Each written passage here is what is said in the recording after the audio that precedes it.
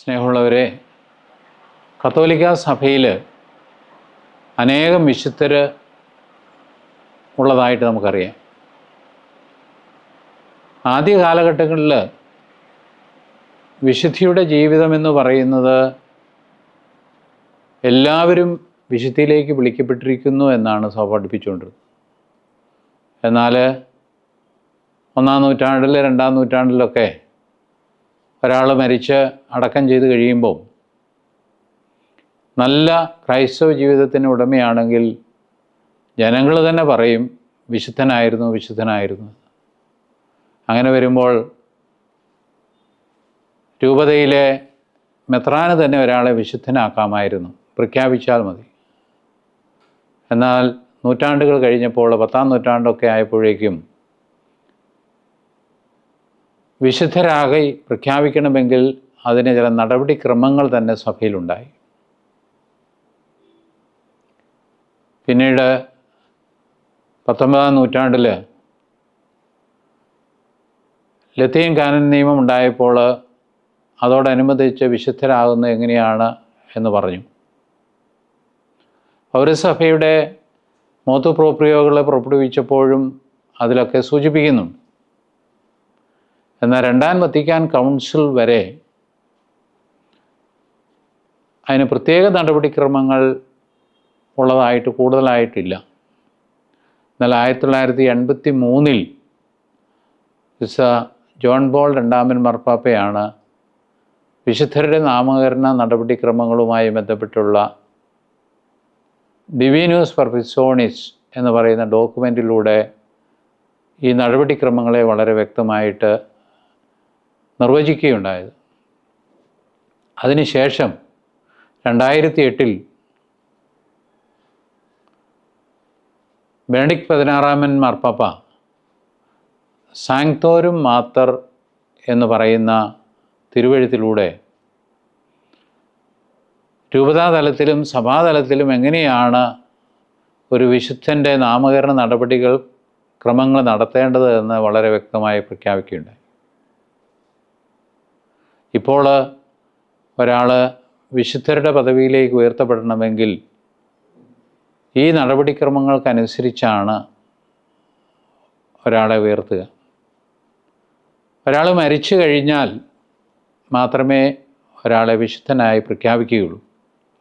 ജീവിക്കുന്ന വിശുദ്ധരെന്നൊക്കെ നമ്മൾ പറയുമെങ്കിലും ഒരാൾ മരിച്ച് 5 വർഷം കഴിയുമ്പോൾ മാത്രമേ ഒരാളെ വിശുദ്ധരുടെ പദവിക്കുള്ള നാമകരണ നടപടിക്രമത്തിലേക്ക് ചേർക്കാൻ പറ്റുകയുള്ളൂ. നല്ല എക്സെപ്ഷൻസ് ഉണ്ട്. മദർ തെരേസ, ജോൺ പോൾ രണ്ടാമൻ മാർപ്പാപ്പ ഇവരൊക്കെ 5 വർഷത്തിന് മുമ്പ് തന്നെ അവരെ നടപടിക്രമങ്ങളിലൂടെ വിശുദ്ധരുടെ പദവിയിലേക്ക് ഉയർത്തിയവരാണ്. 5 വർഷം കഴിഞ്ഞ് നാമകരണ നടപടിക്രമങ്ങൾ ആരംഭിക്കുന്നത് രൂപതാ തലത്തിലാണ്. അതിനൊരു അപേക്ഷകരുണ്ടാകണം. ഒന്നുകിൽ അത് രൂപതയ്ക്ക് കൊടുക്കാം, അല്ലെങ്കിൽ ഒരു വ്യക്തിക്ക് കൊടുക്കാം, അല്ലെങ്കിൽ ഒരു സമൂഹത്തിന് കൊടുക്കാം. അങ്ങനെ അപേക്ഷ വന്നു കഴിയുമ്പോൾ ആ വ്യക്തി വിശുദ്ധിയുടെ പദത്തിലേക്ക് ഉയർത്തപ്പെടാൻ പറ്റുന്ന യോഗ്യനായ വ്യക്തിയാണോ എന്നറിയാൻ വേണ്ടി ഒരു കമ്മിറ്റിയെ അവരടക്കം ചെയ്തിരിക്കുന്ന ആ വ്യക്തിയെ അടക്കം ചെയ്തിരിക്കുന്ന രൂപതയിലെ മെത്രാൻ ഒരു കമ്മിറ്റിയെ വെച്ച് അന്വേഷിക്കും. അവരുടെ റിപ്പോർട്ടിൻ്റെ പശ്ചാത്തലത്തിലാണ് മെത്രാൻ ഈ വ്യക്തിയെ ദൈവദാസനായി പ്രഖ്യാപിക്കാനുള്ള നടപടിക്രമം ആരംഭിക്കണമെന്ന് പറഞ്ഞുകൊണ്ട് സഭയുടെ സിനഡിന് അപേക്ഷിക്കുക. സഭാ സിനഡ് അതിനെക്കുറിച്ച് പഠിച്ചതിന് ശേഷം റോമിൽ അറിയിക്കുകയും റോമിൻ്റെ പഠനത്തിന് ശേഷം നടപടിക്രമങ്ങൾ തുടരാവുന്നതാണ് എന്ന് പറഞ്ഞ് പ്രോട്ടോക്കോൾ നമ്പർ തന്നു കഴിയുമ്പോൾ ആ വ്യക്തിയെ ദൈവദാസനായിട്ട് പ്രഖ്യാപിക്കുകയാണ്. ദൈവദാസനായിട്ട് പ്രഖ്യാപിച്ചു കഴിഞ്ഞാൽ ആ രൂപതയിലെ പിതാവ് അതിനൊരു കോടതി സ്ഥാപിക്കും.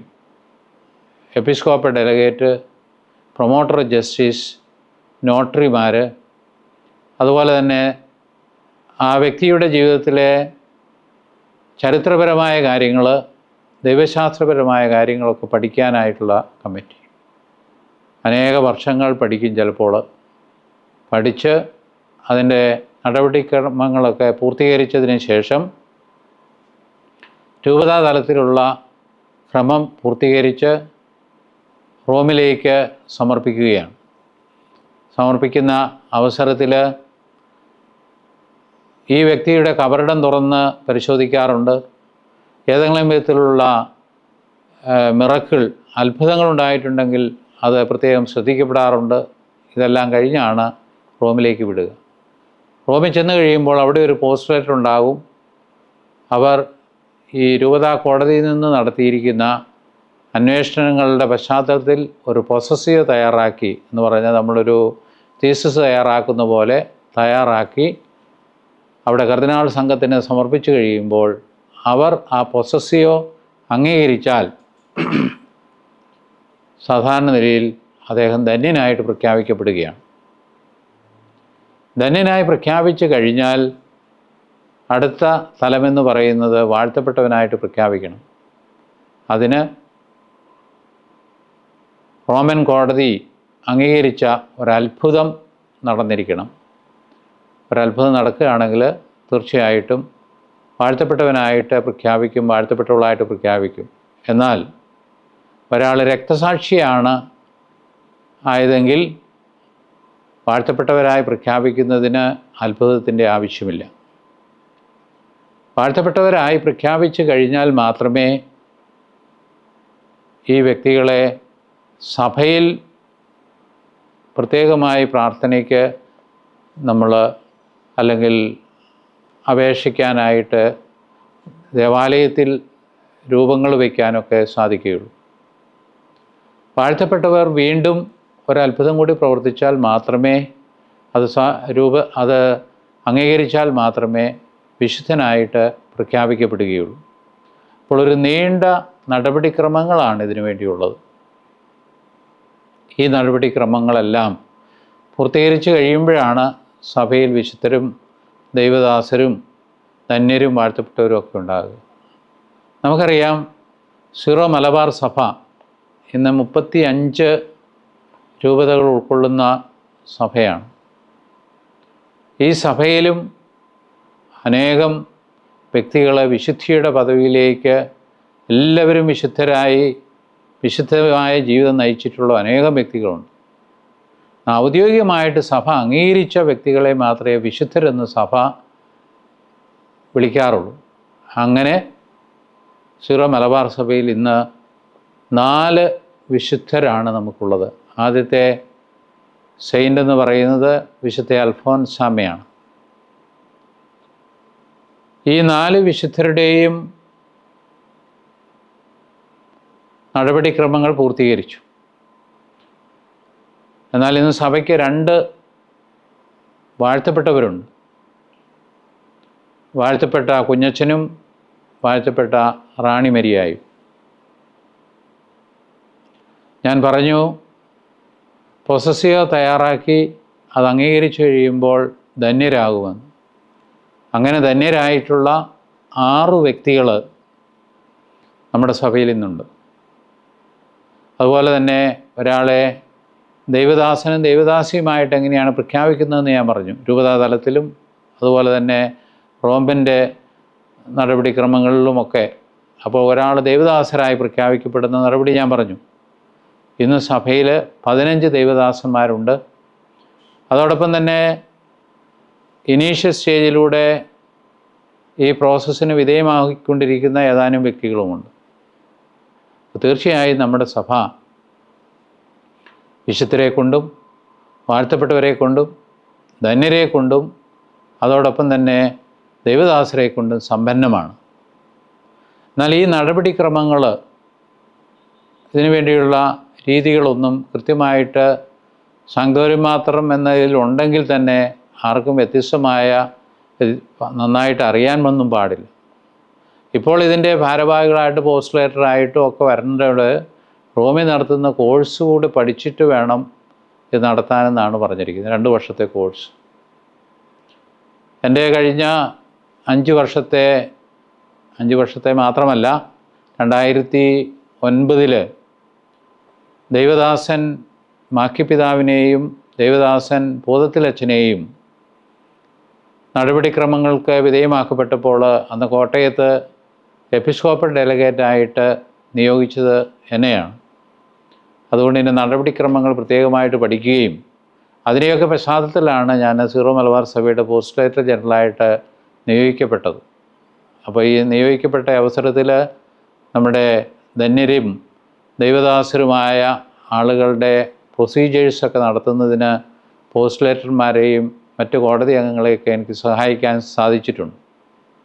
അതെങ്ങനെയാണ് അതിൻ്റെ നടപടിക്രമങ്ങൾ, എങ്ങനെയാണ് ഒരാൾ വിശുദ്ധനാകാനുള്ള നടപടി എന്താണ്, അതിൻ്റെ ചരിത്രം എങ്ങനെയാണ്, ഇതൊക്കെ വളരെ ഭംഗിയായിട്ട് ഈ അടുത്ത നാളിൽ ഞാനൊരു പുസ്തകം എഴുതുകയുണ്ടായി. ആ പുസ്തകത്തിൻ്റെ പേരാണ് പാത്ത് ടു സെയിൻറ്റ്ഹുഡ്. വളരെ നല്ലൊരു പഠനമാണ് ഈ പുസ്തകം. അഭിമന്യ സഭയുടെ തലവനും പിതാവുമായ തട്ടിൽ പിതാവ് ഈ അടുത്ത നാളിൽ സീറോ മലബാർ സഭയിലെ മേജർ ആർക്കി എപ്പിസ്കോപ്പൽ ട്രൈബ്യൂണലിലെ ജഡ്ജസും അതുപോലെ തന്നെ ഡിഫൻഡർ ഓഫ് ബോണ്ടും സീറോ മലബാർ സഭയിലെ തന്നെ ജുഡീഷ്യൽ വികാരിമാരുടെയും കൂടെ സംയുക്തമായ ഒരു മീറ്റിങ്ങിൽ വെച്ച് പുസ്തകം സഭയുടെ ജനറൽ മോഡറേറ്റർ ആയ കോട്ടയം അതിരൂപതയുടെ മെത്രാപ്പോലീത്ത മാർ മാത്യു മുലക്കാട്ട് പിതാവിന് നൽകിക്കൊണ്ട് അത് പ്രകാശനം ചെയ്യുകയുണ്ടായി. ഈ പുസ്തകം നമ്മുടെ സഭയിലെ എല്ലാ മക്കൾക്കും ഉപകാരപ്രദമാണ്. പ്രത്യേകിച്ച് സീറോ മലബാർ സഭയിലെ 4 വിശുദ്ധരെക്കുറിച്ചും 2 വാഴ്ത്തപ്പെട്ടവരെക്കുറിച്ചും 5 ധന്യരെക്കുറിച്ചും 15 ദൈവദാസരെക്കുറിച്ചും വിശദമായിട്ട് പ്രതിപാദിക്കുന്നുണ്ട്. ഇംഗ്ലീഷിൽ ആണ് പുസ്തകമെങ്കിലും അത് വായിച്ച് മനസ്സിലാക്കാൻ എളുപ്പം തന്നെയാണ്. നമ്മുടെ വിശ്വാസ പരിശീലന രംഗത്തുള്ള കുട്ടികൾക്കൊക്കെ അത് ഉപകാരപ്രദമാകും.